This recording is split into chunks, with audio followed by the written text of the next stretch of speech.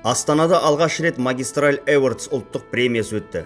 Конкурстың қорытындысы бүгін Астана қаласында көлік қоғамдастығы көшбасшылары мен халықаралық сарапшылардың қатысуымен өткен сыйлық лауреаттарын марапаттау салтанаты барысында шығарылды. Алқалы жиынға қатысушыларды бейне байланыс арқылы көлік министрі Марат Қарабаев құттықтап, аталған шараның маңыздылығына тоқталып өтті. Салтанатты шараға сондай-ақ көлік вице-министрі Сәтжан Аблалиев қатысып, жылы лебіздерін білдірді. Жиын барысында сонымен бірге көлік министрінің атынан бір топ азаматқа алғыс хаттар табысталды.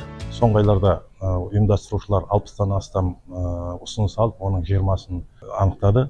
Бүгін сол 20 компанияға осы премияны табыстау шарасы болып жатыр.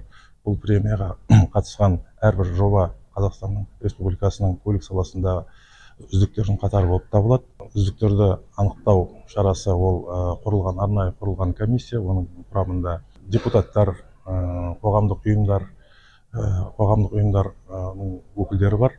Олардың анықтау бойынша осы 20 компания анықталып, бүгін өздерінің сыйлықтарын алып жатыр. Көлік кешенінің еңбек сіңірген мамандары мен қоғам қайраткерлерінен тұратын сараптамалық кеңес желтоқсан айының басында 60-тан астам өтінімді қарастырған болатын. Аталған шара саланың инвестициялық тартымдылығын арттыру, салада орын алған проблемаларға назар аудару, көлік және логистика саласындағы жетістіктерді көтермелеу, әрі Қазақстанның көлік логистикалық инфрақұрылымының геостратегиялық маңыздылығы мен транзиттік мүмкіндіктерінің өсуі жағдайында экономиканың жүйе құраушы саласы ретінде көлік кешенінің мәртебесін арттыру мақсатында ұйымдастырылған.